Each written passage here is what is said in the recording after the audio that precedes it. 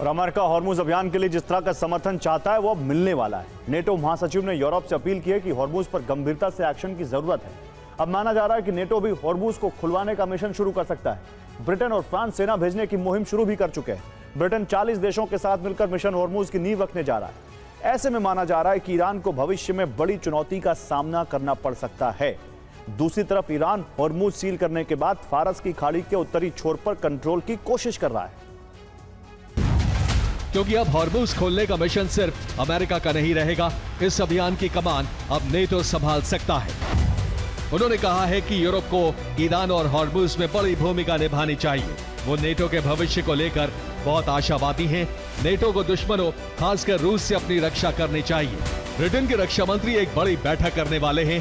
40 देशों के रक्षा मंत्री बैठक में शामिल होंगे। हॉर्मुज खोलने के लिए सभी देश रणनीति बनाएंगे। ईरान इस वक्त अमेरिका इजराइल को ललकार रहा है, लेकिन 40 देशों का संयुक्त सैन्य ऑपरेशन शुरू हो सकता है। 40 देशों से मुकाबले में ईरान का 4 दिन टिकना भी मुश्किल होगा। अब ईरान के खिलाफ बहुत बड़ी तैनाती की तैयारी है। ब्रिटेन की नौसेना और वायुसेना सबसे पहले पहुंच सकती है। यूरोपियन यूनियन ने भी प्लान बनाना शुरू कर दिया है। फ्रांस के साथ जर्मनी और दूसरे देश अपनी सेना भेज सकते हैं। तो ब्रिटेन 40 देशों को साथ लेकर हॉर्मुज मिशन शुरू करने वाला है और इसके लिए ब्रिटेन हॉर्मुज में अपने कई युद्धपोत उतार सकता है। ब्रिटेन की वायुसेना भी मिशन के लिए तैयार हो रही है। ब्रिटेन यहां टाइफून फाइटर जेट तैनात कर सकता है। ऑस्ट्रेलिया ने भी तैनाती शुरू कर दी है। ऑस्ट्रेलिया की तरफ से जासूसी विमान भेजा गया है। उम्मीद की जा रही है कि बड़ी तैयारी के साथ हॉर्मुज खुलवाने के लिए ईरान के खिलाफ अभियान चलेगा। समुद्र से माइंस हटाने में ब्रिटेन सक्षम है और इसके लिए ब्रिटेन माइन हंटर शिप भेजेगा। ब्रिटेन के पास समुद्री माइंस को नष्ट करने वाले अंडर वाटर ड्रोन भी हैं। माइंस हटाकर ब्रिटेन हॉर्मुज को क्लियर करेगा, लेकिन इस अभियान के लिए ईरान से मुकाबले की भी तैयारी। कुवैत का आरोप है कि ईरान ने कुवैत के द्वीप पर हमले की कोशिश की। कुवैत के द्वीप पर चीन की मदद से प्रोजेक्ट जारी है। कुवैत का द्वीप फारस की खाड़ी का उत्तरी सिरा है। तो कुवैत का द्वीप टारगेट क्यों बना, इसे समझने के लिए फारस की खाड़ी के उत्तरी छोर की स्थिति को समझिए।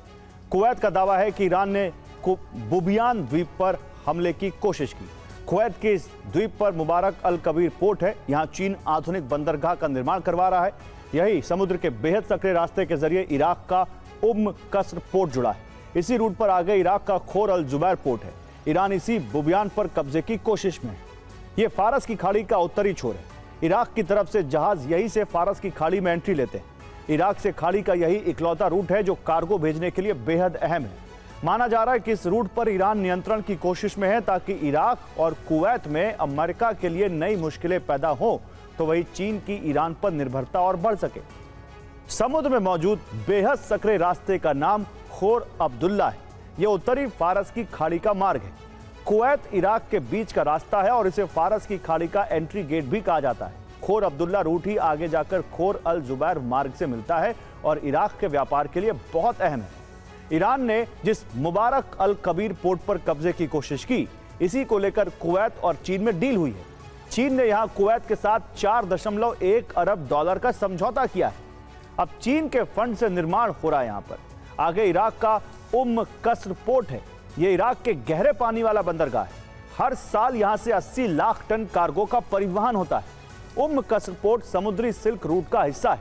यही वजह है कि अब ईरान की नजर इस इलाके पर है।